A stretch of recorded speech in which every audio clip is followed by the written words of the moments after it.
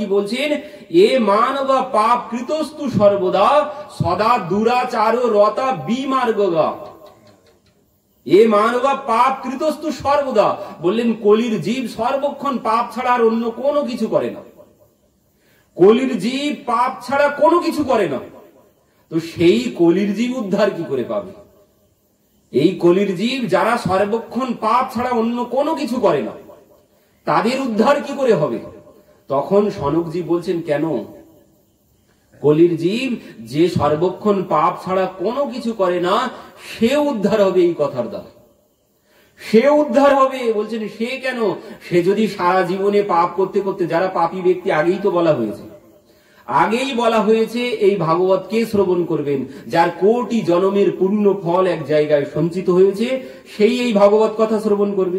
তো বলছেন পাপী ব্যক্তি তো এই ভাগবত কথা শ্রবণ করতে পারবে না। তো বলছেন যে পাপী ব্যক্তি এই ভাগবত কথা শ্রবণ করতে পারবে না, সে মরার পরে কি হবে? সে মরার পরে ভূত ছাড়া আর অন্য কোনো কিছু হবে না। যে পাপ করতে করতে মরবে, সে মৃত্যুর পরে ভূত হবে। তো বলছেন সে মরার পরে, মানে মৃত্যুর পরে ভূত হয়ে গিয়েও যদি শ্রবণ করে, তাও তার কল্যাণ হবে। এই ভাগবতের এমন মহিমা, যে মৃত্যুর পরে মরে ভূত হয়ে গেছে, পাপ করতে করতে মরে ভূত হয়ে গেছে, সেও যদি এই ভাগবত কথা শ্রবণ করে, সে উদ্ধার পেয়ে যাবে। এই ভাগবতের এমন মাহাত্ম্য, এই ভাগবতের এমন মাহাত্ম্য। তো বললেন তার প্রমাণ কি? তার কোনো প্রমাণ আছে? বললেন আছে, মানে তারও প্রমাণ আছে। তার প্রমাণ কি? এখন বলছেন এই যে পাপ করতে করতে, দেখুন আমরা পাপ ছাড়া কিন্তু কোনো কিছু করি না। সর্বক্ষণ জগতে এমন কেউ বলতে পারবে না যে আমি পাপ করি না, কারুর বলার সাধ্য নেই। জগতে এমন কেউ বলতে পারবে না বুকে হাত দিয়ে আমি পাপ করি না। কোন বৃক্ষ বলতে পারবে আমার গায়ে বাতাস লাগেনি? কোন বৃক্ষ যেমন বলতে পারবে না, তেমন কোন মানুষও বলতে পারবে না যে আমি পাপ করি না। এমন কোন ব্যক্তি নেই যে যার দ্বারা পাপ হয় না। কেন? বলছেন যতই বড় মহাত্মা হোক না কেন, সে যদি ভূমিতে এক চরণ রাখেন, তাহলে কি হবে? তার চরণের তলায় কত ছোট ছোট প্রাণী মারা যাবে। তো পাপ হলো না? পাপ হলো। তো আমরা সর্বক্ষণ পাপ ছাড়া অন্য কোনো কিছু করি না। তো বলছেন যে এমন কেন? বলছেন যে পাপ করতে করতে মরে ভূত হয়ে গেছে, সেও যদি এই কথা শ্রবণ করে, তারও কল্যাণ হবে। কেমন ভাবে? বলছেন তাহলে শ্রবণ করুন। কি বলছেন? তুঙ্গভদ্রা নদীর তটে আত্মদেব নামের একজন ব্রাহ্মণ বাস করতেন। তুঙ্গভদ্রা নদীর তটে আত্মদেব নামের একজন ব্রাহ্মণ বাস করতেন। তো ব্রাহ্মণ, তার কোনো বিবাহের পরে কোনো সন্তান হয়নি। তো এই জন্যে সেই ব্রাহ্মণ কি করেছেন, সংসারে বিবাহের পরে যদি সন্তান না হয়, বলছেন সেই সংসারে কোনো আনন্দ নেই, ওর থেকে মরে যাওয়াই ভালো, ওর থেকে মরে যাওয়াই ভালো। তো সেই জন্যে সেই ব্রাহ্মণ কি করেছেন, একদিন মনের দুঃখে বনে গেছেন মরার জন্য, যে নিয়ে জীবন আর রাখবো না, এত চেষ্টা করলাম সন্তান হলো না, তো এই জীবন রেখে কোনো লাভ নেই। সংসারে যদি সন্তান না হয়, তাহলে ও সংসারে কোনো আনন্দ নেই, ও সংসার নরকের সমান। তো এই জন্যে সেই আত্মদেব ব্রাহ্মণ মরতে গিয়েছেন জঙ্গলের মধ্যে। এবার যখন জঙ্গলের মধ্যে মরতে গেছেন, গিয়ে হঠাৎ কি হয়েছে, একজন সন্ন্যাসীর সাথে দেখা হয়েছে। সন্ন্যাসীর সাথে দেখা হয়েছে। সন্ন্যাসী বলছেন কি ব্যাপার? সন্ন্যাসী কি বলছেন? কথম রোদসী বিপ্রত্যম কাতে চিন্তা বলিয়সী বদত্যম সত্যরম মোহম শস্য দুঃখস্য কারণম। সন্ন্যাসী ব্রাহ্মণকে দেখে বলছেন কি ব্যাপার ব্রাহ্মণ, আপনি কাঁদছেন কেন? আপনার কি হয়েছে? আপনার কি এত দুঃখ? আপনি এত কাঁদছেন কেন? কি হয়েছে? তখন সেই ব্রাহ্মণ বলছেন যে দেখুন, আমার কোনো সন্তান নেই, তাই আমি মরতে এসেছি, তাই আমি মরতে এসেছি জঙ্গলে। তখন যেই বলেছেন আমি মরতে এসেছি জঙ্গলে, সন্তান নেই তাই, এবার সেই সন্ন্যাসী আবার সিদ্ধ মহাত্মা ছিলেন। সেই সন্ন্যাসী এই ব্রাহ্মণকে দর্শন করে বলছেন, ব্রাহ্মণ দেবতা আপনি তো মরতে এসেছেন, মরেও কিন্তু রেহাই পাবেন না। আপনি যে মরতে এসেছেন, মরেও কিন্তু আপনি রেহাই পাবেন না। কেন? বলছেন আমি আপনার ভাগ্যের লেখা যা দেখতে পাচ্ছি, আপনার ললাটের লেখা যা দেখতে পাচ্ছি, কি বলছেন? সপ্তীয় জন্ম অবধি তব পুত্র নৈবচ নৈবচ। বলছেন 7 জন্মেও আপনার পুত্র হবে না। আপনি এক জন্মে মরে কোথায় যাবেন? আবার জন্মগ্রহণ করতে হবে, আবার এই যন্ত্রণা ভোগ করতে হবে। আপনি মরে শান্তি পাবেন না। আপনার কপালে আমি যা দেখতে পাচ্ছি 7 জন্মেও আপনার পুত্র হবে না। এই কথা যখন বলেছেন, তখন কি হয়েছে? তখন সেই আত্মদেব ব্রাহ্মণ বলছে, হবে না, আমি তো এক জন্মের দুঃখের জন্য মরতে এসেছি, আমি এক জন্মের দুঃখের জন্য মরতে এসেছি, আর আপনি আমার এই দুঃখ 7 গুণ বাড়িয়ে দিলেন। আপনি আমার দুঃখ 7 গুণ বাড়িয়ে দিলেন, কারণ বলছেন 7 জন্মেও আমার পুত্র হবে না। তো এই জন্য আমি আপনার সম্মুখেই মৃত্যুবরণ করব, আর আপনার ব্রহ্ম হত্যার পাপ লাগবে। আমি ব্রাহ্মণ, আমি আপনার সম্মুখেই মৃত্যুবরণ করব, আর আপনার ব্রহ্ম হত্যার পাপ লাগবে। মাথা ঠুকতে শুরু করেছেন ভূমিতে। তখন ঋষি বলছেন, হায় হায় ব্রাহ্মণ, আপনি কি করছেন? আপনি আমার সম্মুখে কেন মরবেন? আমি আপনার সম্মুখেই মরব, আপনি আমার দুঃখ 7 গুণ বাড়িয়ে দিয়েছেন। তখন সন্ন্যাসী কি বলছেন, হায় হায়, এ তো বিনা কারণে ব্রহ্ম হত্যার পাপ নিতে হবে, এ তো বিনা কারণে ঝামেলা জুটিয়ে ফেললাম। তো এখন এই ঝামেলা থেকে কি করে মুক্ত হব? এই ব্রহ্ম হত্যার পাপ থেকে কি করে মুক্ত হব? তখন ব্রাহ্মণকে অনেক বোঝালেন, বলছেন, দেখো ব্রাহ্মণ, সংসারে সন্তান দিয়ে কোনোদিন সুখ হয় না। তোমার সন্তান নেই, তাই তুমি মনে করছো যত সুখ ওই সন্তানের মধ্যেই আছে, পুত্র কন্যার মধ্যেই আছে। মানে সংসারের নিয়ম কি? সংসারের নিয়ম হচ্ছে যার যেটি নেই, যার কাছে যে বিষয় নেই, সেভাবে সর্বসুখ ওর মধ্যেই আছে। যার কাছে যা নেই, সেভাবে সর্বসুখ ওর মধ্যেই আছে। আমার কাছে যেটি আছে তার মধ্যে আর সুখ পাই না, তার মধ্যে সুখ খুঁজে পাই না। যেটি আমার কাছে নেই ভাবি ওর মধ্যেই সুখ আছে, ওটা পেলেই সুখী হতাম। এই হচ্ছে সংসারের নিয়ম, এই হচ্ছে সংসারের নিয়ম। আর এর মধ্যে পড়ে যেটা আছে সেটাও আর ভোগ করা হয় না, যেটা আছে সেটাও আর ভোগ করা হয় না। কেন? বলছেন ওই ওর আছে আমার নেই, ওটা। এই হচ্ছে আমার কষ্ট। আমাদের অন্যের দেখে কষ্ট হয়, নিজের যা আছে তাতেই কিন্তু চলে যায়, কিন্তু ওতে মন ভরবে না। ওর কেন আছে, আমার কেন নেই, আমারও ওটাই দরকার, আমার ওটাই দরকার। বললেন এইভাবে কোনোদিন সবার এই মনে হয়, কিন্তু কোনো কিছুতে, সংসারে কোনো কিছুতে সুখ পাওয়া যায় না। বলছেন দিন কহে ধনবান সুখী, দিন কহে ধনবান সুখী, ধনবান কহে সুখ রাজা को भारी, राजा कहे सुख महाराजा को, महाराजा कहे सुख इंद्र को भारी, इंद्रो कहे सुख चतुरानन को, चतुरानन कहे सुख विष्णु को भारी, तुलसीदास बिचारी कहे हरि भजन बिनु सब जीव दुखारी। সবাই ভাবি আমার যার অর্থ নেই, সেভাবে যার অনেক টাকা পয়সা আছে সেই হয়তো সুখে আছে। যার অনেক টাকা পয়সা আছে সেভাবে আমার থেকেও বেশি যার কাছে আছে সে হয়তো সুখী আছে। কিন্তু জগতে কেউ সুখে নেই, একটা না একটা দুঃখ সবার পেছনে আছেই আছে।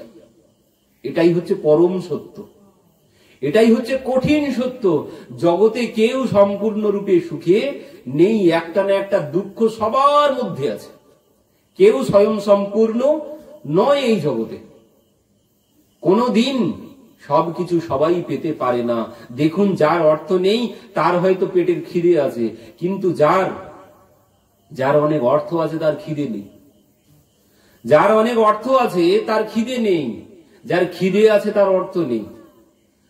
যার ঘুমানোর জন্য পালঙ্ক নেই, যে ঘুমানোর জন্য পালঙ্ক পারছে না, যার পালঙ্ক আছে তার ঘুম হচ্ছে না। কেউ ঘুমানোর জন্য পালঙ্ক পাচ্ছে না ভালো, আর যার পালঙ্ক আছে তার ঘুম হচ্ছে না। ঘুমের ট্যাবলেট না খেলে তার ঘুম হয় না। এই হচ্ছে জগতের নিয়ম। যার অনেক আছে তার দেখুন গিয়ে খিদেই নেই, নানান রকমের রোগ, নানান রকমের সুগার, প্রেশার, নানান রকম হয়ে বসে আছে।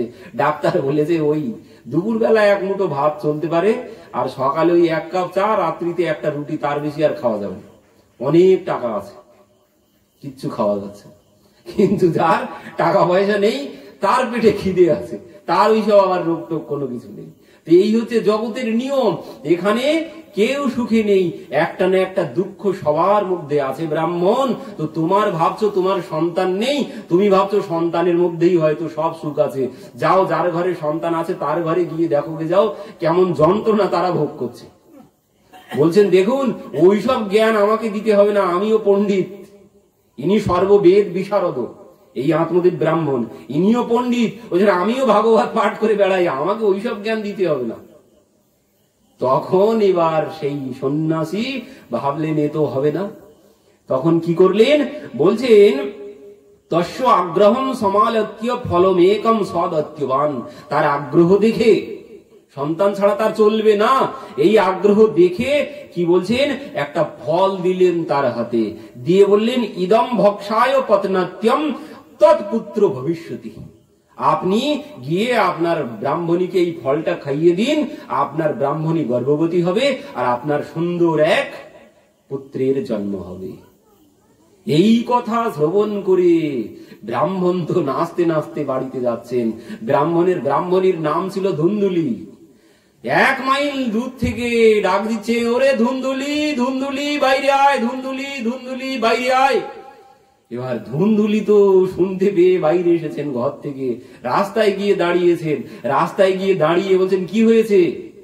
ওরে আর বলিস নাই, দেখ তোর জন্য কি এনেছি।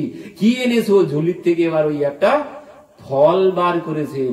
যেই ফল বার করেছেন, বলছেন মুখ পোড়া, এই ফলের জন্য এত হাঁকাডাকি? আমি ভেবেছিলাম সোনার হাটটার এনেছো, একটা ফল এনেছো, এই ফলের জন্য এত চিল্লাচিল্লি করছিলে। বলছেন ওরে, এ ফল যেমন তেমন ফল না, এ ফল সন্ন্যাসীর দেওয়া ফল। এই ফল যদি তুই খাস, তোর গর্ভে সন্তান আসবে, আমাদের ঘরে সন্তান আসবে, আমাদের পুত্র হবে। তাই নাকি? যে হ্যাঁ, সন্ন্যাসী দিয়েছে, তো তুই এই ফলটা খেয়ে নে। তো যেই বলেছেন, তখন ধুন্দুলি কি বলছেন, এই ফল সন্ন্যাসীর দেওয়া ফল, এই ফল এইভাবে খেলে হয়? পবিত্র ভাবে স্নান করে তারপরে খাবো। তো বললেন হ্যাঁ ঠিক বলেছিস, তো তুই বাড়িতে গিয়ে স্নান করে পবিত্র হয়ে ফলটা খেয়ে নিস। বললেন হ্যাঁ খেয়ে নিব, তোমার কোনো চিন্তা করতে হবে না। তো এইবার আত্মদেব ব্রাহ্মণের তো আনন্দের সীমা নেই। পাড়ায় সব বলতে শুরু করেছে এক্ষুনি, মানে সমস্ত যাকে পাচ্ছে তাকে বলছে আমার ঘরে এবার সন্তান আসবে। কেন এত আনন্দ পেয়েছে? কারণ এর বাড়িতে কেউ আসতো না, এ নির্সন্তান বলে এর বাড়িতে কেউ আসতো না। কোনো ব্রাহ্মণ কোনো অনুষ্ঠান করলে, কোনো ব্রাহ্মণ ভোজন দিলে কেউ এর বাড়িতে ভোজন করতে আসতো না। কারণ ওই যে আমরা বলি না বাংলায় একটা কথা, ওই জন্য তার বাড়িতে কেউ আসতো না। তো এই জন্য সে আগের থেকে, 1 বছর আগের থেকে সবাইকে নিমন্ত্রণ করতে শুরু করেছে, আমার ঘরে এবার সন্তান আসবে, তোমরা তো যেতে না, ষষ্ঠী পুজোয় সবাই যাবে, তোমাদের নিমন্ত্রণ 1 বছর আগের থেকে নিমন্ত্রণ করতে শুরু করেছে। তো এবার কি হলো, এদিকে বাড়িতে কি হচ্ছে, বাড়িতে এবার ধুন্দুলি ফল নিয়েছে। ফল নিয়ে কি হয়েছে, ফল নিয়ে বসে বসে চিন্তায় পড়েছে। ফল নিয়ে চিন্তা করতে শুরু করেছেন। বলছেন এ তো সন্ন্যাসীর দেওয়া ফল, সন্ন্যাসীর দেওয়া ফল এ তো বিফলে যাবে না, সন্ন্যাসীর দেওয়া ফল এ তো বিফলে যাবে না। তো সন্ন্যাসীর দেওয়া ফল আমি যদি ভক্ষণ করি, আর আমার যদি গর্ভে সন্তান আসে, আর সেই সন্তান শুনেছি সুখদেবজি মায়ের গর্ভে 14 বৎসর বসেছিল, সুখদেবজি মায়ের গর্ভে 14 বৎসর বসেছিল। 10 মাস 10 দিন যন্ত্রণা ভোগ করা যায় না, সেখানে যদি 14 বৎসর কেউ বসে থাকে, সেই যন্ত্রণা কি ভোগ করা যায়? তারপরে বলছেন, ভাবছেন যে ওই গর্ভে যদি সন্তান আসে তখন কি হবে? তখন তো গর্ভবতী স্ত্রী জোরে জোরে আর চলতেও পারে না, জোরে চলতে পারে না। বললেন যদি ঘরে আগুন লেগে যায়, যদি ঘরে আগুন লেগে যায় আমি তো আর দৌড়িয়ে পালাতে পারবো না, আমি তো আগুনে পুড়েই মারা যাব। তারপরে বলছেন যদি ঘরে চোর ডাকাত আসে আমি তাও তো পালাতে পারবো না। তো এই ফল সন্ন্যাসীর দেওয়া ফলে তো যেমন তেমন ফল না। যদি সুখদেবজির মতো হয়, 2-5 বছর গর্ভের মধ্যে বসে থাকে, আর শুনেছি প্রসবের যন্ত্রণা নাকি মৃত্যুর যন্ত্রণার সমান, তো এই যন্ত্রণা কে ভোগ করবে? এই যন্ত্রণা কে ভোগ করবে? তো এই চিন্তা করে করে সবাইকে বলছে এই কথা। এবার সবাই বলছে ওরে সর্বনাশ, তোর মাথায় এই সমস্ত যুক্তি কি করে এলো, তোর মাথায় এই সমস্ত বুদ্ধি কি করে এলো? তো আমরাও সব জানি না, গ্রামের সবাইকে বলছে আমরাও সব জানি না, তুই যা পারিস কর। তো ওর নিজের বোনের কাছে গিয়েছে, বোনকে গিয়ে সব যখন বলেছে, বোন বলছে দেখ তোর সব চিন্তা করতে হবে না, আর সন্ন্যাসীর দেওয়া ফল এক কাজ কর, তোর খেতে হবে না। তো কি করব? বলছেন তোদের বাড়ির গাভী, তারও তো সন্তান হয় না, তো ওই ফলটা গাভীকে খাইয়ে দে, যদি কিছু হয় সন্ন্যাসীর দেওয়া ফল, তো প্রমাণ ওখানেই হয়ে যাবে। আর আমি কি করব? বলছেন তোর কোনো চিন্তা করতে হবে না, আমি গর্ভবতী, আমার সন্তানটা আমি তোকে দিয়ে দেব, তোর এই সমস্ত কষ্ট ঝামেলা ভোগ করতে হবে না। তো আমি কিভাবে কি করব? তো বলছেন কেন, ওই ঘর থেকে বেশি বাইরে আসবি না, পেটে একটা বালিশ বেঁধে রাখবি, তোর কোনো চিন্তা করতে হবে না, আমার সন্তান হলে আমি আমার সন্তান তোকে দিয়ে দেব। তো এই কথা শুনে সে কি করেছে, ওই ফল গাভীকে খাইয়ে দিয়েছে, খাইয়ে দিয়ে বাড়িতে নাটক করা শুরু করেছে। এবার কি হয়েছে, কিছুদিন পর সেই বোনের সন্তানকে নিয়ে এসেছে, ব্রাহ্মণকে বাড়ি থেকে পাঠিয়ে দিয়েছে কোথাও। এবার ব্রাহ্মণ বাড়িতে নেই, বোনের সন্তানকে বাড়িতে এনেছেন। ব্রাহ্মণ যেই বাড়িতে এসেছে, এসে বলছেন এই দেখো আমার সন্তান হয়েছে। ব্রাহ্মণ বলছে দাও তাহলে সন্তানের নামকরণ করি। পঞ্জিকা বার করে এনেছেন, দিনক্ষণ দেখে ব্রাহ্মণ নামকরণ করতে বসেছেন। এবার ব্রাহ্মণ বলছেন আমার নাম আত্মদেব, আমার ছেলের নাম হবে ব্রহ্মদেব। আমার নাম আত্মদেব আর আমার ছেলের নাম হবে ব্রহ্মদেব। তখন ধুন্ধুলি বলছে কি, আমি কষ্ট সহ্য করলাম 10 মাস 10 দিন, আমি গর্ভে ধারণ করলাম, আর আমার ছেলের নাম তুমি রাখবে? আমার ছেলের নাম আমি রাখবো। কি নাম? বলছে আমার নামের সাথে আমার নাম আমি মিলিয়ে রাখবো আমার ছেলের নাম।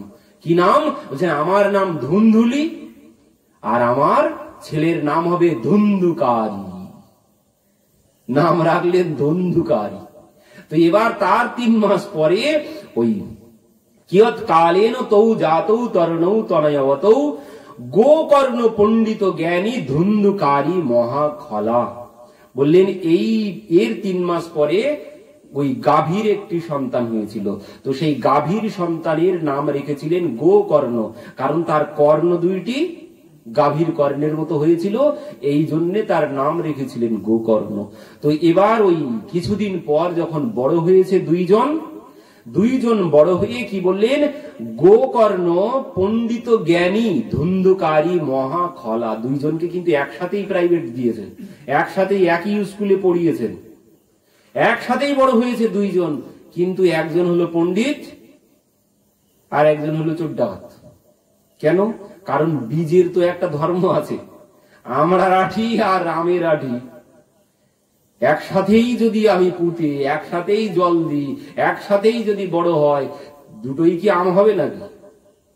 আমের আঠি থেকে যে গাছ হয়েছে তাতে আম হবে, আর আমড়ার আঠি থেকে যে গাছ হয়েছে তাতে আমড়াই হবে, তাই একসাথে হলেও। তো সেই জন্যে দুইজন একসাথে বড় হয়েছে, কিন্তু দুইজন দুই রকমের হয়েছে, একজন হয়েছে পণ্ডিত আর একজন হয়েছে মহান খলা, চোর ডাকাত তৈরি হয়ে গেছে। তো এবার কি হয়েছে, সেই ধুন্ধুলির ছেলে ধুন্ধুকারী কি হলো, চুরি ডাকাতি করতে শুরু করলো। যখন গ্রামে গ্রামে চুরি ডাকাতি করতে শুরু করেছে, তখন আত্মদেব ব্রাহ্মণ আর বাইরে যেতে পারছেন না, সবাই আত্মদেব ব্রাহ্মণকে গালি দিচ্ছেন। তখন ব্রাহ্মণ যন্ত্রণা সহ্য না করতে পেরে বলছেন কতিষ্ঠামি কগচ্ছামি কমে দুঃখ ব্যাপার হয়ে, তো বলছেন আমি কোথায় যাব, কোথায় গেলে আমার এই দুঃখ যাবে। এই কথা চিন্তা করে তিনি পুনরায় সেই জঙ্গলে প্রথমে গিয়েছিলেন মরতে, যেখানে ছেলে নেই কেন মরতে গিয়েছিলেন, এবার পুনরায় চলেছেন সেই জঙ্গলে। বলছেন আমার ছেলে হলো কেন, আমার ছেলে হলো কেন, পুনরায় মরতে চলেছেন। তখন যেতে যেতে কি হলো, ওই গোকর্ণের সাথে দেখা হলো। গোকর্ণ বলছেন, পিতা আপনি কেন মরতে যাচ্ছেন? আপনি মরতে যাবেন না। আপনি যে কষ্ট পাচ্ছেন, আমার ভাই চোর তাই, ডাকাত তাই কষ্ট পাচ্ছেন, আপনি এই সমস্ত মন থেকে মুছে ফেলুন। কারণ এই জগতে আমার ভাই একা চোর ডাকাত না, এই জগতে কত বড় বড় চোর ডাকাত আছে। শুধু আমার ভাই একা চোর ডাকাত না, বলছেন আপনার ছেলে শুধু একা চোর ডাকাত না, তাদের জন্য আপনার কষ্ট হচ্ছে? কষ্ট হচ্ছে না। আমার ভাই চোর ডাকাত, তার জন্য আপনার কষ্ট হচ্ছে, কিন্তু আমার ভাইয়ের থেকেও জগতে কত বড় বড় চোর ডাকাত আছে, তাদের জন্য কষ্ট হচ্ছে? হয় কারণ কষ্ট হচ্ছে না। কষ্ট হচ্ছে নিজের ছেলে চোর হয়েছে তাই। কেন বলছেন এই কষ্ট হচ্ছে কেন? আমার ছেলে ভাবছি তাই, আমার ছেলে চোর হয়েছে। এই যে আমার শব্দ, এই আমার শব্দের জন্য, এই আমার এই আসক্তি, এই আমার ছেলে, অন্য তো আরো কত চোর ডাকাত আছে, তার জন্য কষ্ট হচ্ছে না, কষ্ট হচ্ছে আমার ছেলে চোর হয়েছে তাই। তো গোকর্ণ বলছেন, পিতা এই আসক্তি ত্যাগ করুন, এই আমার আমার ত্যাগ করুন। এখানে আমার বলে কোনো কিছু নেই। দেখবেন যখন আমার চলে যাবে, তখন দেখবেন আর কোনো কষ্ট থাকবে না। কষ্ট আছে ওই আমার শব্দ আছে বলে। যখন আমার আর থাকবে না, তখন আর কোনো কষ্ট থাকবে না। পিতাকে অনেক বোঝাতে শুরু করলেন, বলছেন জগতে কেউ সুখী নেই। কি বলছেন? নো চন্দ্রস্য সুখম কিঞ্চিত, নো সুখম চক্রবর্তী ন সুখমস্তি বিরক্ত্যস্য মুনির একান্ত জীবিন। বলছেন জগতে কেউ সুখী নেই, একমাত্র সুখী কে? একমাত্র তুলসী দাস বিচারি কাহে হরি ভজন বিনু সব জীব দুখারি। সুখে কে আছে? বললেন সুখে একমাত্র সেই আছে যিনি ভগবানের দাস হতে পেরেছেন, যিনি কৃষ্ণ দাস হয়েছেন, যিনি রাম দাস হয়েছেন, একমাত্র তিনি জগতে সুখে আছে, আর কেউ জগতে সুখে নেই। তো পিতা এই সমস্ত কথাবার্তা সব মাথার থেকে মুছে ফেলুন, আমার এই আসক্তি ত্যাগ করুন, দেখবেন আর কোনো দুঃখ থাকবে না। এই কথা বলতে আরো অনেক বুঝিয়েছেন। গোকর্ণ যে কথা বলেছেন পিতাকে, মানে সমস্ত ভাগবতের সার কথা। কি বলছেন দেখুন, দেহে অস্তি মাংস রুধিরে ভীমতিম তেজোত্যম জায়া সুতাদিষু সদা মমতান বিমঞ্চ পশ্যনিশম জগদিদম সনভঙ্গনিষ্ঠম বৈরাগ্য রাগরসিকো ভব ভক্তিনিষ্ঠ ধর্মম ভজস্ব সতত ত্যাজ লোক ধর্মান সেবস্ব সাধু পুরুষ জহি কাম তৃষ্ণম অন্যশ্চ দোষ গুণ চিন্ত্যন মাসু মুক্তয়া সেবা কথা রসমহু নিতরম পিবত্যম। গোকর্ণ গীতা বলা হয় কে? কি বলছেন? বলছেন এই কথা যদি কারোর হৃদয়ে বসে যায়, জীবনে তার আর কোনো দুঃখ কষ্ট থাকবে না। কি বলছেন? দেহে অস্থি মাংস রুধিরে ভীমতিম তেজত্যম। এই দেহ কি অস্থি মাংস রুধির ছাড়া আর কোনো কিছু নেই। তো দেহের মোহ ত্যাগ করতে হবে। এই দেহ রক্ত মাংস ছাড়া আর কোনো কিছু না। এ মাটির দেহ মাটিই হবে, এর প্রতি অভিমান করে কোনো লাভ নেই, এর প্রতি অহংকার করে কোনো লাভ নেই। এ মাটির দেহ মাটি হবে, পুড়ে হবে ছাই, এ দেহের কোনো মূল্য নেই। বললেন পিতা প্রথমে দেহের আসক্তি ত্যাগ করতে হবে। আর কি বললেন? জায়া সুতা দিশু সদা মমতান বিহঞ্চ। বলছেন মমতা, এই মায়া মোহ আসক্তি ত্যাগ করতে হবে। আত্মীয় বন্ধু বান্ধব স্ত্রী পুত্র কন্যা এদের প্রতি আসক্তি ত্যাগ করতে হবে। কেন? বলছেন এই আসক্তি সর্ব দুঃখের মূল। আসক্তি সর্ব দুঃখের মূল। আর ইতমে উপজে বহু শুলা। বলছেন এই আসক্তি যদি তোমার থাকে, তাহলে এখান থেকেই তোমার শুলা মানে যন্ত্রণা। এই আসক্তি থেকেই নানান রকমের যন্ত্রণার সৃষ্টি হয়। তো এই আসক্তি ত্যাগ করতে হবে আগে। সংসারের প্রতি, স্ত্রী পুত্র বান্ধব এদের প্রতি আসক্তি ত্যাগ করতে হবে। আর কি বলছেন? পশ্য নিশম জগদিদম সনভঙ্গ নিষ্ঠম। এই শরীর, এই শরীর কি ক্ষণভঙ্গুর, এ আজ আছে কাল থাকবে না, এর প্রতি মোহ করে কোনো লাভ নেই। এ পদ্ম পাতায় জলের মতো নলিনী দল জল জীবন টলমল, এ পদ্ম পাতায় জলের মতো টলমল করছে, কখন পড়ে যাবে একটা বাতাস লেগে তার কোনো ঠিক ঠিকানা নেই। তো এই জন্যে বলছেন এই সমস্ত বিষয় আশায় শরীরের প্রতি কোনো মোহ রেখে কোনো লাভ হবে না। কি করতে হবে বলছেন বৈরাগ্য রাগ রসিক ভব ভক্তি নিষ্ঠ। ওই যে বৈরাগ্য ভগবান গীতায় অর্জুনকে বললেন, বৈরাগ্য আনতে হবে। অভ্যাসেন তু কৌন্তেয় বৈরাগ্যেন চ গৃহতে, সেই কথাও এখানে গোকর্ণ পিতাকে বললেন যে বৈরাগ্য রাগ রসিক ভব ভক্তি নিষ্ঠ। পিতা বৈরাগ্য আনতে হবে সংসার থেকে। আর কি আর বলছেন ধর্মম ভজস্ব সতত ত্যাজ লোক ধর্মান। বলছেন সমস্ত ওই যে সমস্ত সংসারের ধর্ম সব ত্যাগ করতে হবে, করে বলছেন ধর্মম ভজস্ব সতত ত্যাজ লোক ধর্মান। ওই সংসারের ধর্ম ত্যাগ করে ভগবানের ভজনা করতে হবে। ওই যে ভগবান বলেছেন গীতায় সর্বধর্মান পরিত্যাজ্য মাম একম শরণম ভজ। বলছেন ওই ধর্ম ত্যাগ করতে হবে। কোন ধর্মের কথা বলেছেন? ওই যে সংসারের যত রকম ধর্ম আছে, সংসারে নানান রকমের ধর্মকর্ম আমরা করি না, ওসব ত্যাগ করো, করে আমার চরণে শরণাগত হও, আমি তোমাকে রক্ষা করব। তো এখানে বললেন পিতা ওই সংসারের ধর্ম ত্যাগ করে ভগবানের ভজনা করো। সেবস্য সাধু পুরুষ জহি কাম ও তৃষ্ণম। বলছেন সাধু সেবা করতে হবে। নিজের যদি কল্যাণ চাই সাধু সন্তের সেবা করতে হবে। সাধু সন্তের সেবা মানে কি? সেবা মানেই তাকে ভোজন করাতে হবে এই না, ওটাও তো সেবা। সাধু সন্তকে ভোজন করানো, গৃহে এনে তাদেরকে দান দক্ষিণা করা, ওটাও যেমন সেবা।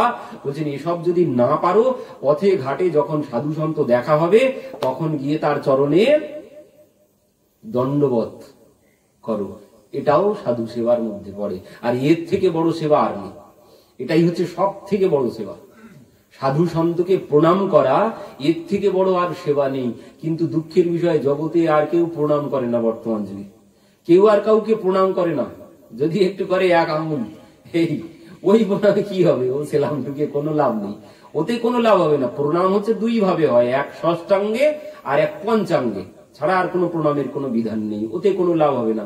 আবার কেউ মাজা নিচু করে উটের মতো প্রণাম করে, ওতে বললেন আগের জন্মে আগামী জন্মে তোমাকে উট হতে হবে ওইভাবে প্রণাম করলে। তো এই জন্য প্রণাম করতে হবে হয় পঞ্চাঙ্গে না হয় ষষ্ঠাঙ্গে। আর প্রণামের মাহাত্ম্য পরে বলবো, বিশাল মাহাত্ম্য প্রণাম করলে কি হয়। তো এখানে বলছেন পিতা সাধু সেবা করতে হবে। সাধু সেবা ছাড়া কোনোদিন কল্যাণ হবে না। কারণ কি বললেন ভগবানের নাম করলে ভগবান পাওয়া যাবে কোনো গ্যারান্টি নেই। কপিল ভগবানের কথা, যার কথা আগে বললাম, ভগবানের নাম করলে ভগবানকে পাওয়া যাবে এর কোনো গ্যারান্টি নেই। বলছেন একমাত্র ভগবানকে পাওয়ার সহজ পথ কি? ভগবানকে পাওয়ার সহজ পথ কি? বলেন ভগবানকে পাওয়ার সহজ পথ হচ্ছে ওই যিনি ভগবানকে পেয়েছেন তাকে ধরো, তাহলে সহজে পাওয়া যাবে। তুমি ভগবানের নাম করে ভগবানকে ডেকে ডেকে ভগবানকে পাবে না, সরাসরি ভগবানকে পাওয়া যাবে না। ভগবানকে পেতে গেলে কি করতে হবে বলছেন ওই যেমন বিদ্যুতের তারে যদি কেউ হাত দেয়, বিদ্যুতের তারে যদি কেউ হাত দেয় তার শক লাগবে। বিদ্যুতের খোলা তারে যদি কেউ হাত দেয় তার তো শক লাগবেই। তো বলছেন তোমাকে আর তারে হাত দিতে হবে না কষ্ট করে, শুধুমাত্র যে হাত দিয়ে যার শক লেগেছে তুমি শুধু তাকে গিয়ে একটুখানি ধরলেই, একটুখানি টাচ করলেই তোমার ওই একই কাজ হবে। তো এই জন্য বলছেন ওই সাধু সন্তকে, সন্তনকে সঙ্গ লাগ রে তেরি अच्छी बनेगी, अच्छी बनेगी तेरी बिगड़ी बनेगी, संतन के संग लाग रे तेरी अच्छी बनेगी। বললেন সাধু সন্তের চরণে শরণাগত হও, তোমার সব কল্যাণ হয়ে যাবে। তো এই জন্য বললেন পিতা সেবস্য সাধু পুরুষ জহি কাম তৃষ্ণম অন্যস্য দোষ গুণ চিন্তন মাসু মুক্তিয়া সেবা কথা রস মাহু নিতরম পিবত্য। বলছেন অন্যের দোষ গুণ বিচার করা বাদ দিন, অন্যের দোষ বিচার করা বাদ দিন, নিজের দোষ দেখতে শুরু করুন। আমরা ওই অন্যের দোষ বিচার করি, অন্যের দোষ বিচার করি। বলেন অন্যের দোষ বিচার করতে নেই, অন্যের দোষ দেখতে নেই। অন্যের দোষ বিচার করলে ওই দোষ সব নিজের মধ্যে আসবে। ওই দোষ সব নিজের মধ্যে আসবে আর নিজের গুণটা সব তার মধ্যে চলে যাবে। এই জন্য অন্যের কোনোদিন দোষ বিচার করতে নেই, অন্যের গুণ বিচার করতে হবে আর নিজের দোষ বিচার করতে হবে। নিজের কোনোদিন গুণ বিচার করতে নেই, নিজের দোষ বিচার করতে হবে আর অন্যের গুণ বিচার করতে হবে, তাতে কল্যাণ হবে। আর কি বলছেন, সেবা কথা রস মাহু নিতরাম পিবত্যিও, বললেন এই কথা পান করো সর্বক্ষণ। ভগবানের কথা সুধা কথামৃত সর্বক্ষণ পান করতে হবে, তাহলে কল্যাণ হয়ে যাবে। তো এই কথা শ্রবণ করেই আত্মদেব ব্রাহ্মণ বললেন আমি আর মরব না। সমস্ত আসক্তি ত্যাগ করলেন, করে তিনি সব ছেড়ে চলে গেলেন। এবার যেই আত্মদেব ব্রাহ্মণ চলে গেছেন, তখন কি হলো, এবার ওই ধুন্ধুকারী বাড়িতে ছিল, মাকে বলছেন বল বাবা মালপত্র সব কোথায় রেখেছে। মা বলছে আমি জানি না। তখন কি করেছে, জানিস না বলে ওই উনানের থেকে জ্বলন্ত কাষ্ঠ নিয়ে মাকে তাড়াতে শুরু করেছেন। মা ছুটতে ছুটতে কুয়োর মধ্যে পড়েছে, পড়ে সেখানেই প্রাণ ত্যাগ করলেন। এবার যখন বাবা গেছে, মা গেছে, গোকর্ণ ভাবছেন এবার তো আমার পালা, তো ওর থেকে আমি দিন থাকতে দিনের নাম নিই। গোকর্ণ বলছে ভাই আমি ভাবছি একটু তীর্থ ভ্রমণে যাব। তখন ধুন্ধুকারী বলছে এক্ষুনি চলে যাও, তুমি এক্ষুনি চলে যাও। তো গোকর্ণ তীর্থ ভ্রমণে চলে গেল। এবার ধুন্ধুকারী কি করলো, 4-5 জন বেশ্যাকে নিয়ে এলো, এনে ওই তাদের ভরণ পোষণ করতে লাগলো আর ওই চুরি ডাকাতি করতে লাগলো। এইভাবে চুরি করতে করতে কি হয়েছে, গ্রামের জমিদারের বাড়িতে একদিন চুরি করেছে। এবার গ্রামের জমিদারের বাড়িতে যখন চুরি করেছে, চুরি করে অনেক সোনা দানা গয়নাগাটি নিয়ে এসেছেন। এরা 5 জন বলছে আজ এত কিছু এনেছো, কোথায় চুরি করেছো? তখন বলছে আর বলিস না, আজ জমিদারের বাড়িতেই চুরি করেছি। তারা বলছে তুমি আর চুরি করার জায়গা পেলে না? তারা মনে মনে ভাবলো এ যখন জমিদারের ঘরে চুরি করেছে, গ্রামের জমিদারের ঘরে, এ অবশ্যম্ভাবী ধরা পড়বে, আর এ ধরা পড়লে এ তো অবস্থা খারাপ, আমাদেরও এর সঙ্গে পড়ে মরতে হবে। তো এর থেকে আমরা নিজেদের ব্যবস্থা নিজেরাই করে নিই। তো কি করেছেন, তাকে খুব সেবা করেছেন রাত্রিতে, করে যখন ঘুমিয়ে পড়েছে খাটিয়ার সাথে ভালো করে দড়ি দিয়ে বেঁধেছেন। বেঁধে কি করেছেন, ওই মারতে শুরু করেছেন। মেরেও তো কিছুতেই প্রাণ বার হয় না। তখন কি করেছেন, ওই জ্বলন্ত আগুন নিয়ে মুখের মধ্যে পুড়ে পুড়ে দিতে লাগলেন। এই যন্ত্রণায় ছটফট করতে করতে ধুন্ধুকারী প্রাণ হারালো। ধুন্ধুকারী যখন মরে গেছে, তখন কি করেছেন, ওই ঘরের মধ্যেই গর্ত করে ঘরের মধ্যেই পুঁতে দিয়েছেন। দিয়ে সে উপরে ভালো করে গোবর মাটি দিয়ে পরিষ্কার করে দিয়েছেন। দিয়ে পরের দিন সকালবেলা এরা 5 জন চলে যাচ্ছে। গ্রামের লোকজন বলছে তোমরা কোথায় যাচ্ছ? যে আমাদের পতি বাইরে গেছে কাজ করতে, কিছুদিন পরে আসবে। তো আমরা ভাবছি আমরা আর কি করব, আমরাও বাপের বাড়িতে ঘুরে আসি, কিছুদিন পরে আসবো বলে তারা সবাই চলে গেল। এবার কি হলো, এই কথা গোকর্ণ জানতে পেরেছে। পিতা মাতার জন্য, মায়ের জন্য আর ভাইয়ের জন্য গয়ায় গিয়ে পিণ্ড দিয়েছে। পিণ্ড দিয়ে একদিন সে গৃহে ফিরে এসেছে। গৃহে ফিরে এসে রাত্রিতে শয়ন করেছে। শয়ন করে মাথার পাশে, ঘরের মধ্যেই তো পোতা আছে, ঘরের মধ্যেই পোতা আছে। তো এবার মাথার কাছে নানান রকম ভয়ঙ্কর ভয়ঙ্কর শব্দ হচ্ছে। এবার যেই শব্দ হচ্ছে, এনার ঘুম ভেঙে গেছে। ঘুম ভেঙে দেখছেন তো ভয়ঙ্কর শব্দ হচ্ছে। তখন বুঝতে পারলেন এ কোনো ভূত প্রেত, না হলে এমন সম্ভব নয়। কেউ হয়তো অপমৃত্যু হয়েছে, তার এই অবস্থা, সেইভাবে শব্দ করছে। তখন কি করলেন, ওই হাতে কমণ্ডলুর জল নিয়ে মন্ত্রপুত করে ছিটিয়ে দিলেন যেদিক থেকে শব্দ আসছিল। আর যেই ছিটিয়ে দিয়েছেন, ওই ধুন্ধুকারী প্রেতের গায়ে লেগেছে। সেই প্রেত বলে উঠছেন ভাই অহম ভ্রাতা তদীয়স্মি ধুন্ধুকারী ইতি নামতঃ, বলছেন ভাই আমি আর কেউ না, তোমারই ভাই ধুন্ধুকারী। তখন বলছেন কি ভাই তুমি প্রেত হয়েছো? হ্যাঁ আমি প্রেত হয়ে গেছি। তো বললেন আমি যে তোমার জন্য গয়ায় পিণ্ড দিয়েছি। তখন সেই প্রেত বলছে যে দাদা তুমি আমার জন্য 100বারও যদি গয়ায় গিয়ে পিণ্ড দাও, তাতেও আমার উদ্ধার হবে না। কেন? বলছেন আমি সারা জীবন যা পাপ করেছি, কোথাও পিণ্ড দিলেও আমার উদ্ধার সম্ভব নয়। তো দাদা আমি এই প্রেত হয়ে যে যন্ত্রণা, এই যন্ত্রণা আমি ভোগ করতে পারছি না, তুমি আমাকে মুক্ত করো যেভাবে হোক। তখন গোকর্ণ ভাবতে শুরু করলেন যে ভাইকে তাহলে মুক্ত করব কি করে। তখন তিনি সূর্যদেবের আরাধনা করতে শুরু করলেন। সূর্যদেব তখন আকাশবাণীতে বললেন যে তুমি তোমার ভাইয়ের জন্য ওই ভাগবতের ব্যবস্থা করো, তুমি তোমার ভাইয়ের জন্য 7 দিনের ভাগবতের ব্যবস্থা করো, তাহলে তোমার ভাই মুক্ত হয়ে যাবে এই প্রেত যোনি থেকে। তো পরবর্তীতে এই সূর্যদেবের আকাশবাণী শ্রবণ করে গোকর্ণ ভাইয়ের জন্য এই ভাগবতের ব্যবস্থা করেছিলেন 7 দিনের। 7 দিন ভাগবত শ্রবণ করেছেন। সেই প্রেত কিভাবে, একটা 7টা বাঁশের গাঁট যুক্ত একটা বাঁশ বসানো ছিল, সেই বাঁশের উপরে বসে বসে সে ভাগবত কথা শ্রবণ করেছে। এবার কি হলো, একদিন করে ভাগবত বিশ্রাম হয় আর একটা করে গাঁট ফেটে যায়। 7 দিনে 7 গাঁট ফেটে গেল। যেই ভাগবত বিশ্রাম হলো 7ম দিনে, ভাগবত মহাপুরাণে কি জয়। দিব্য রূপ ধরো জাত তুলসী দল মণ্ডিত। সেখানে সেই প্রেত দিব্য রূপ ধারণ করে সবার সম্মুখে, সেই ভাগবতের সম্মুখে আবির্ভূত হয়েছেন। কেমন রূপ ধারণ করেছেন? ভগবানের স্বরূপ পেয়ে গেছেন। ভগবানের স্বরূপ বলে দিব্য স্বরূপ লাভ করে গলায় আবার তুলসীর পত্রের মালা পরিহিত, ভগবানের মতো পীতাম্বর পরিহিত হয়ে চতুর্ভুজ মূর্তিতে সেখানে আবির্ভূত হয়েছেন। তো এবার সেখান থেকে তৎক্ষণাৎ সবাই দর্শন করলেন।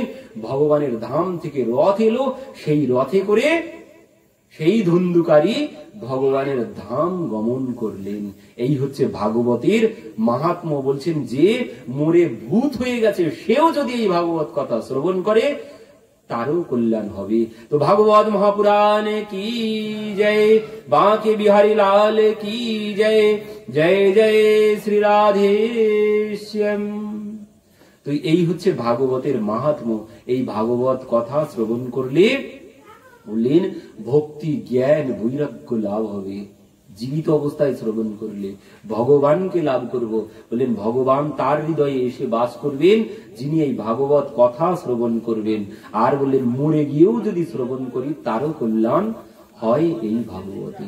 তো আজ আমাদের কথা এখানেই বিশ্রাম হচ্ছে। আমরা আগামী দিন, আমাদের তো এখানে 7 দিন হয়েছিল, আমাদের 3 দিন, 3 দিনেও কিন্তু কম কিছু নয়। কারণ 3 দিন হচ্ছে ত্রিবেণী সঙ্গম, এই ভাগবত হচ্ছে ত্রিবেণী সঙ্গম। তো আমাদের এখানেও ত্রিবেণী সঙ্গম হয়েছে। কোন ত্রিবেণী? এই ভাগবত হচ্ছে গঙ্গা যমুনা সরস্বতী, যে প্রয়াগে যে ত্রিবেণী সঙ্গম, যেখানে সবাই স্নান করতে গিয়েছিল। যদি আমরা এই 3 দিন এখানে স্নান করি, ওই ত্রিবেণী সঙ্গম, ওই প্রয়াগে ত্রিবেণী সঙ্গমে স্নানের ফল, কুম্ভ মেলায় স্নান করে যে ফল লাভ হয়েছে তার থেকে 100 গুণ ফল লাভ হবে যদি এই ত্রিবেণী সঙ্গমে আমরা এই 3 দিন স্নান করতে পারি। এখানে বসেই ওই কুম্ভ মেলায় স্নানের ফল লাভ হবে। এই ভাগবত ত্রিবেণী সঙ্গম, ভাগবত ত্রিবেণী সঙ্গম। ভাগবতে কি আছে? এখানেও ত্রিবেণী আছে, এখানেও গঙ্গা আছে, এখানেও যমুনা আছে, এখানেও সরস্বতী আছে। এই কথা হয়েছিল পরীক্ষিত মহারাজকে সুখদেবজি শ্রবণ করিয়েছিলেন গঙ্গার তীরে। আগামী দিনে আমরা শ্রবণ করব গঙ্গার তীরে বসে, শুকতালে গঙ্গার তীরে বসে পরীক্ষিত মহারাজকে সুখদেবজি এই কথা শ্রবণ করিয়েছিল। আর এই যে ভাগবত লিখেছিলেন ব্যাসদেবজি কোথায় বসে? সরস্বতীর তটে, সরস্বতীর তটে বসে লিখেছিলেন। আর যে লীলা লিখেছেন, ভগবান যে লীলা করেছেন, সেই লীলা কোথায় হয়েছে? যমুনার তীরে। তো এই ভাগবত ত্রিবেণী সঙ্গম।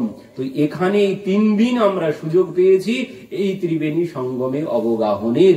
তো এখানেও যদি এই 3 দিন আমরা অবগাহন করতে পারি, তো ওই ত্রিবেণী সঙ্গমে স্নানে যে ফল, তার থেকে 100 গুণ ফল লাভ হবে এখানে। তো জয় জয় শ্রী রাধে শ্যাম।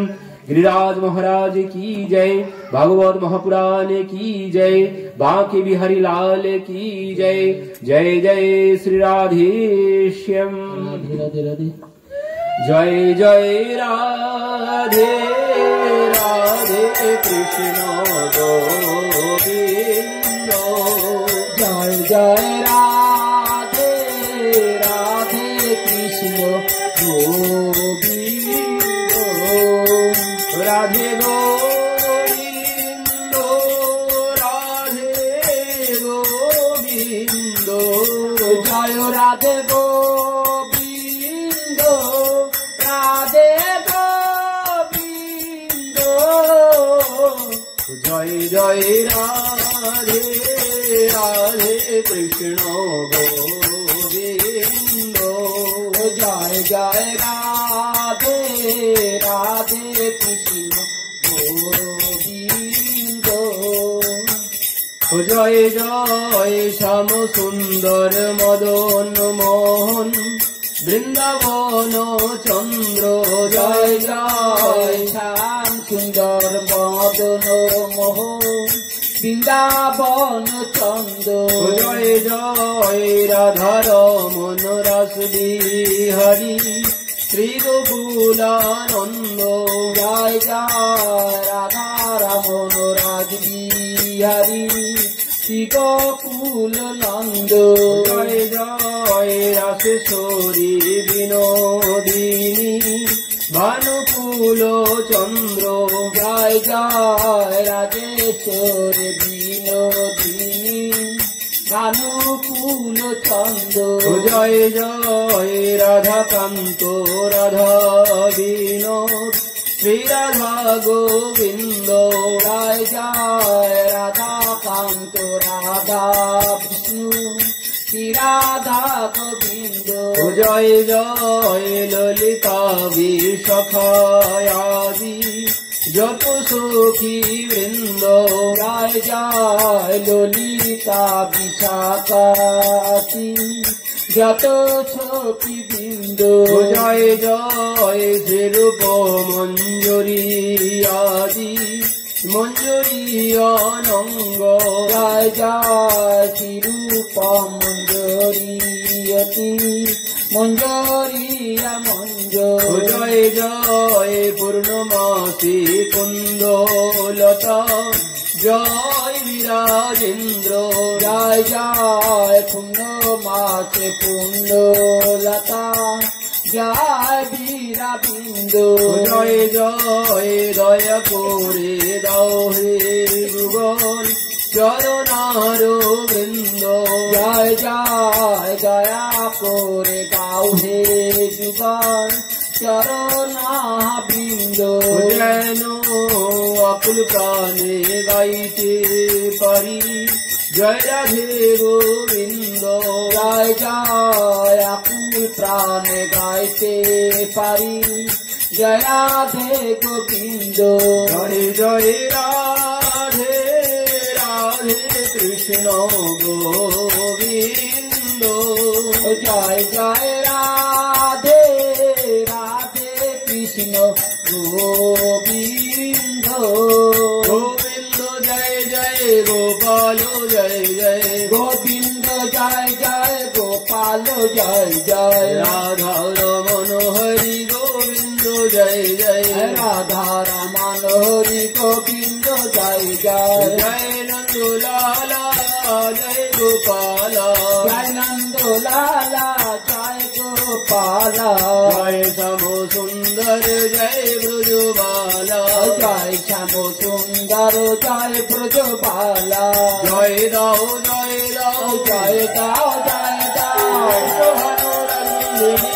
জয় দাও জয় দাও বিশ্ববানুরানন্দিনী জয় দাও জয় দাও জয় দিলে জয় হয়ে যাবে জয় দাও জয় দাও জয় দিলে জয় জয় হবে জয় দাও জয় দাও জয় জয় রাধে রাধে কৃষ্ণ গোবিন্দ। জয় জয় রাধে রাধে কৃষ্ণ গোবিন্দ। জয় রাধে জয় রাধে জয় রাধে জয় রাধে জয় রাধে জয় রাধে জয় রাধে জয় রাধে। जय जय श्री राधे श्याम गिरिराज महाराज की जय। भागवत महापुराण की जय। बाके बिहारी लाल की जय। जय जय श्री राधे श्याम।